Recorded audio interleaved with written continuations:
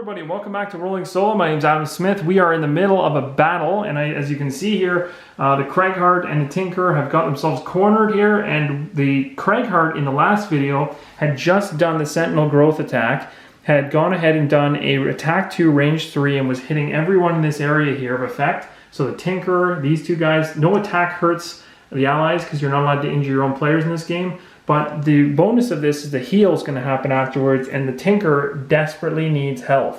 So this should work out okay. Now we pulled a 1 at the end of the last video, the very, very last few seconds. So that 1 gets added to the 2 that we had for the attack that was going against the Elite. So it's 3 damage against the Elite, but the Elite has a shield, as you can see. So only 2 damage is going to get through. So 2 damage is going to end up on that Elite Lurker, and we're done. Now, it's got 14 health, so we got a lot of work to do. On the other character, we have 2, again, being hit against this guy here. We're going to go ahead and pull and see if we can get something good. Not too good. We only get 2 damage through on that Lurker, so not enough to kill him.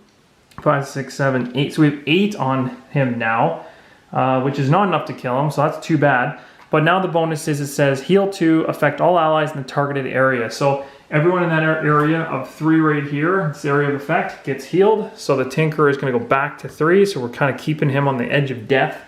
And then this card's going to get discarded. And then we have a question. And the question becomes, do we use our minor potion of stamina to get something back? And I think we're going to. I'm going to use it at this point because we got a cluster of lurkers everywhere. And we really need to get some area of attack, more area of attacks. And I really like this card we just pulled. It'll help us keep us alive and the heal. We might even want to do, ooh, this one's a heal on the bottom. That might be better. So we can do both these two next turn. So let's do that. And this one's a higher initiative, so that's good. So I'll take these 2 back. We've spent the minor stamina potion. This is the we're still on the Craigheart's turn here. And this card's going to go back into his deck. This one's going to go back into his, and these are hands, sorry, not decks. And that's essentially it now for the Craighheart. Now the last person to go in the 7th round that we're currently in is Drail. Now Drail is going to move and attack. Now the problem is when they have a move and attack, the way that the focus works is you're focusing on the enemy closest. We've got an enemy here, we got an enemy here. So then it just becomes who's got the higher initiative. And the worst thing about this right now is that Barty has a 1 for this scenario. So that puts Drail right on top of this coin, sitting right beside Barty and hitting him good. So this attack 3 right here is coming against Barty. So again, we only have so many of these that Barty can handle before things get bad. So we're going to go ahead and do an attack 3. It comes from the monster modifier deck. We got a 0. So that means 3 damage is going on Barty. Now I don't have a tracker for Barty just yet, but I need to make one. So because he is going to be in some trouble. So what I'm going to do for Barty, what can I use as a tracker for Barty? For now, I'm going to use, until I put something as place, I'm going to use, no, not that, that's a terrible idea. I'll take a rock. We'll consider, I know this is exactly what Barty would want. So Barty is considered the rock. The rock has 3 damage. Drail is got his name, or her name here, sorry. And, so now we're all good. If either of these guys hit 10 damage in total, we're dead. Remember, we can always take a card and discard it in order to negate damage, but I am going to max both of these up all the way as high as I can before I have to start losing cards because we're not even into the thick of how bad this is going to get. So that's essentially it for this round. So now we're going to do our end of round cleanup. And so at this time, now, I'm just trying to think here. When the Craighheart was... Ooh, actually, you know what? I just remembered. When the Craighheart was here... Just trying to think here. Was there... The only thing I'm remembering off the top of my head now is back at the very... So in the last video, the Elite spawned... At the beginning of this round, essentially, this Elite Lurker was here. And then these 2 Elite Lurkers were, I think, here and here. And then the Craighheart and the Tinker were here somewhere. And the Craighheart got hit by one of these Lurkers and would have retaliated because he was in front. But the problem is I don't remember which one he was in front of. So that's going to make things really difficult. So what I'm going to do is, for now, I don't know which, oh, that's really bad. I don't know which one actually got hit last. It's going to make things so much tougher. Shoot. Okay, let me just ponder this for a second. So originally he was here, and then I had two guys, I think the two lurkers were here, and the Craighart and the Tinker were, I forgot how they were arranged, but I think the Craighart was here, and no, I don't remember. I really don't remember. It's hard. I'd have to go back in the video to look, but one of these guys I think should have been retaliated against based on the Craighart's opposing strike. I think somebody should have got hit, and I can't remember off the top of my head. So what I'll do is, if one of these two guys are still alive in the next video, I will look back, and if I find that I was supposed to do a retaliate too, then I will correct it. Otherwise, I'm gonna have to just suck it up and say that I missed it and cry about it later. Because you guys will probably point it out and be like, oh no. So let's get right into the end of round stuff. So we know for end of round, obviously the elements tick down. So we have all the elements coming around. In terms of short resting, there's no need. We have lots of cards to spend. And then we, anything else? For shuffling, we've got a few things that we need to shuffle. So I'll go ahead and put this back in.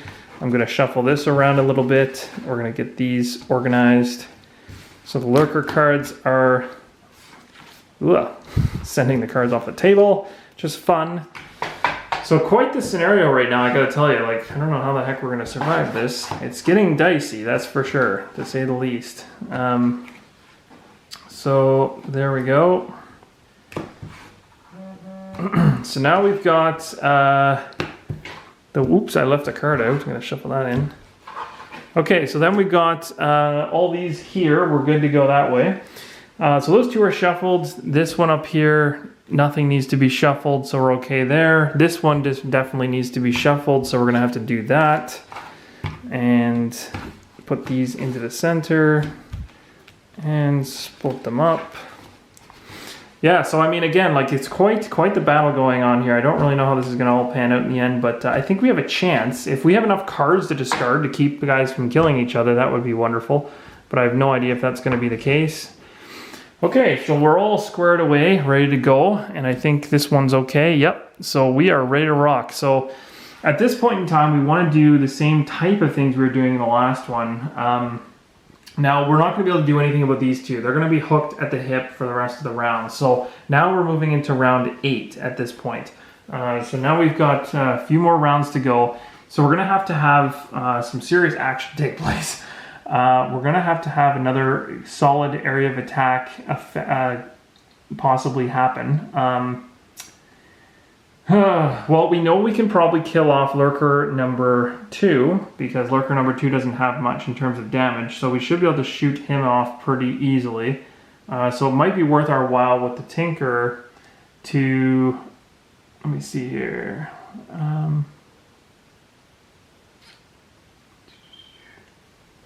I like this one, enhancement field. So this is gonna, well, I don't know. I like it for its insane attack, but it's ranged. I also like I need the heal as well.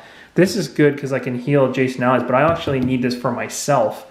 So I'm gonna use the heal 3 probably on the Tinker, but that doesn't allow me to do all that many great things. Oh, actually, I guess I could do a combo of healing for myself, like just be greedy and heal myself. That might not be a bad idea. So we'll do that with the Tinker. We're just going to heal, which doesn't sound like much, but at this point things are going to get really ugly really quick. In terms of the Craighart, we need to do this Sentinel Growth again. We need to do another heavy hit, and also we have the healing, which will be a nice buff.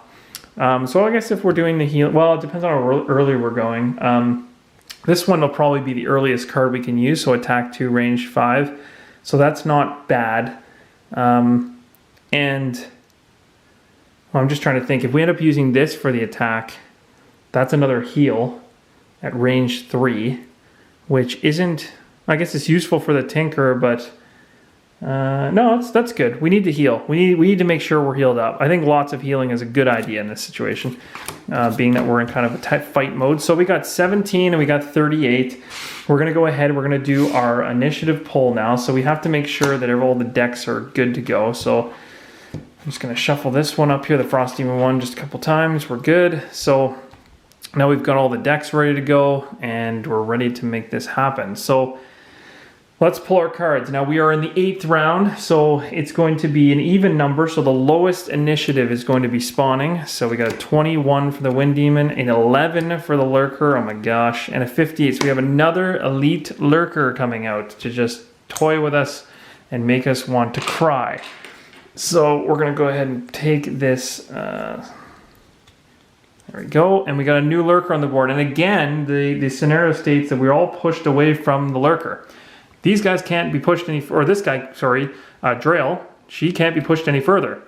The Craighheart can't be pushed any further, but the Tinker can. So the Tinker is going to get bumped back beside Craighheart, which actually isn't bad, I guess, because now they're side by side. In terms of initiative, though, it's bad because the Lurkers get to go first before anybody else. And this is where we might be in serious, serious trouble. But we're doing a lot of healing, so maybe it'll pan out.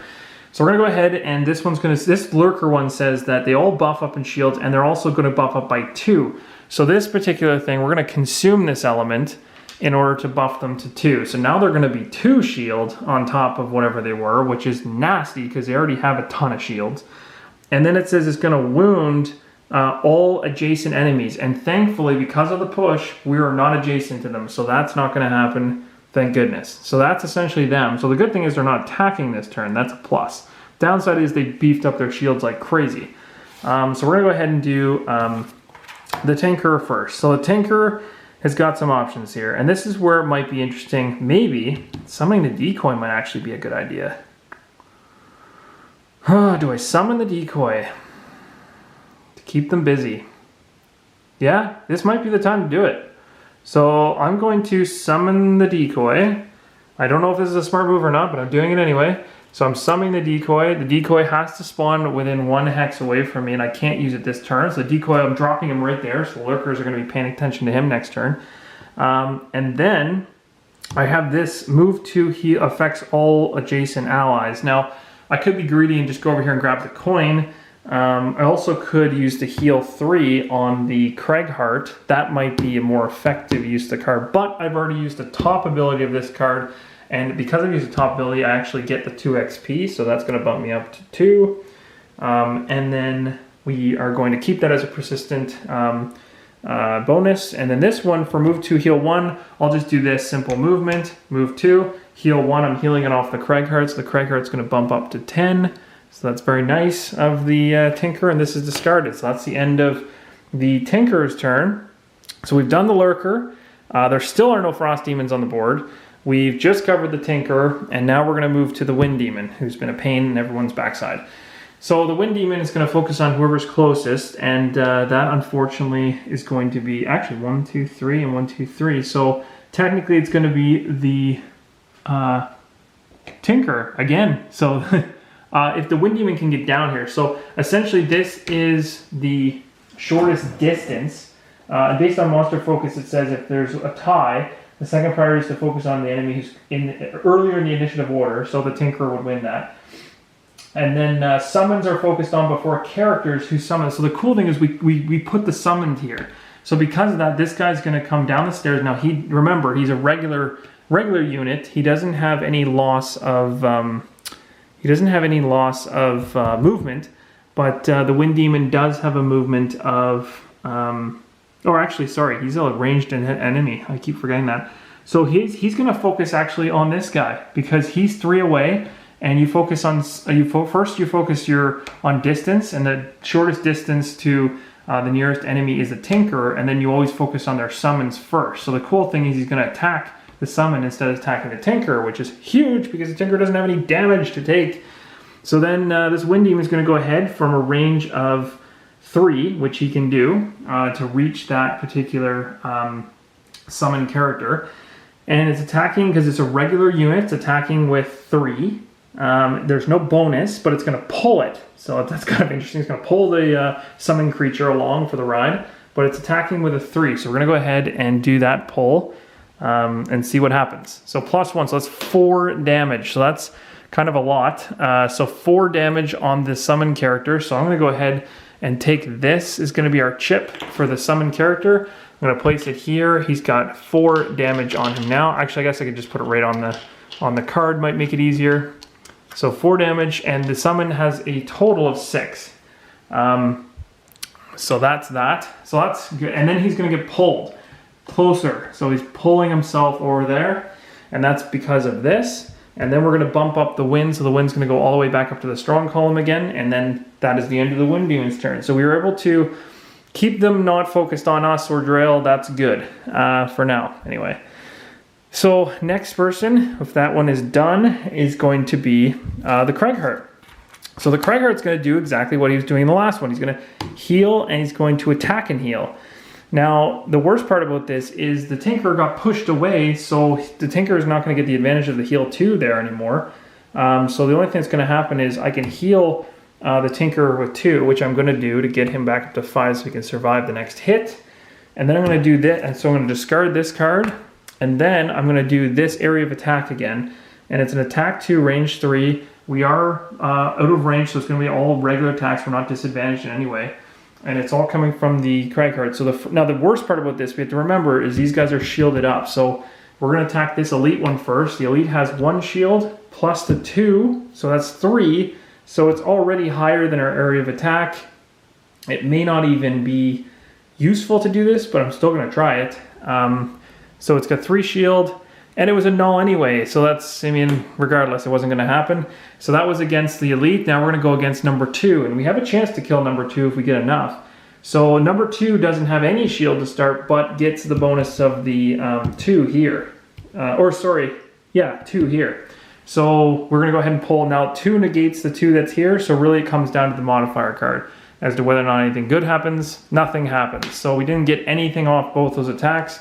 There's no one in that area to heal, so focus, come on, you can do it, there you go. There's no one in this area to heal for 3, so this is discarded. That's that. That's essentially the end of the round, everyone's gone. Drail, on the other hand, is again angry at life, and is gonna go ahead and do an attack at 3 at Barty, because she just doesn't like him. And so we're gonna have to see how bad of a hit this ends up being. So it's a 3 against Barty with a 0.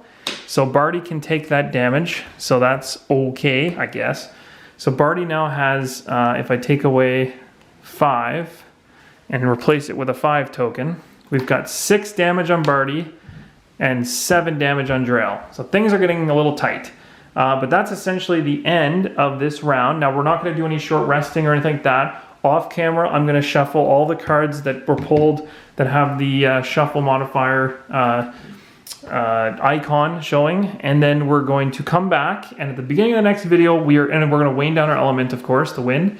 We're going to be in the 9th round, so we're getting close. Like, it's possible we can pull this off, because every time these guys fight I can lose a card, but this is getting congested and there's a lot to think about there. Yeah, it's nasty. It's getting really nasty. But anyway, I hope you guys enjoy. If you like what you're seeing, hit the like button, and then also subscribe. If you haven't subscribed, you'll be able to get notified of all the other videos coming out as I post them. Hope you guys are enjoying the playthrough. Hope you guys are learning from this, and I'm also learning from you guys as you give me feedback, so please continue doing that. So until the next time, guys, keep rolling solo.